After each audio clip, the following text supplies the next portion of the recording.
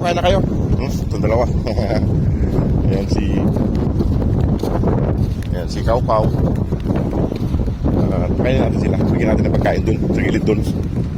Ayan, dalawa. Wala yung iba. Wala si Brown at saka isa puti. Sila mga boss, ayan si Kao Kao. Ito na naman yung malapit. Pagkukay ng kain natin yan. No? Pagkukay dyan. Ayan, may tubig yung mga boss. Pero dito natin pakainin sa may gilid dito.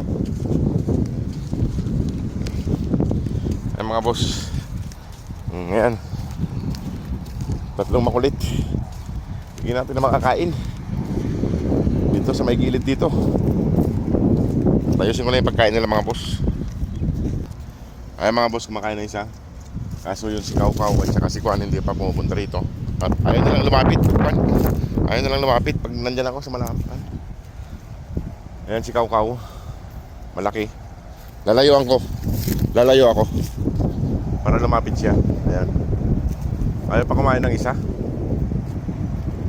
Yung dalawa lang kumakain, si Kao Kao at saka yung isa.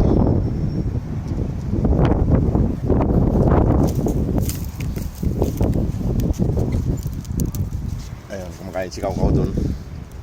Ito yung isang malambing na dugi. Ayan. Matinik ka dyan. Ayan. May garap ata kaya ito.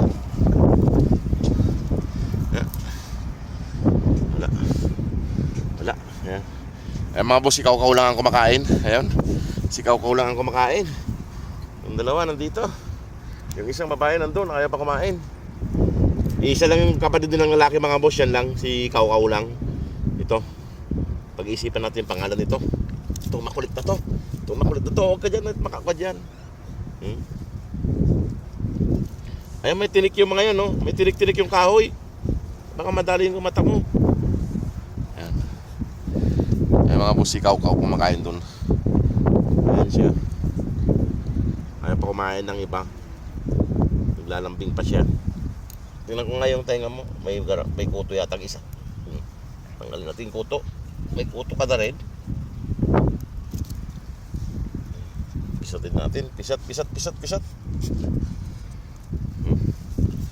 Ayan. Iwanan ko na sila mga boss. Kompleto na yung family white doon. Ito na lang. Wala yung brown dito. Nandun yung puti. Subukan natin lapitan si Kao Kao. Halika Kao Kao. Ayaw lumapit mga boss. Talagang mailap pa siya. Ito. O sige mga boss, at ako'y nakakita sa accommodation. O sige po mga boss, maraming po salamat. God bless po.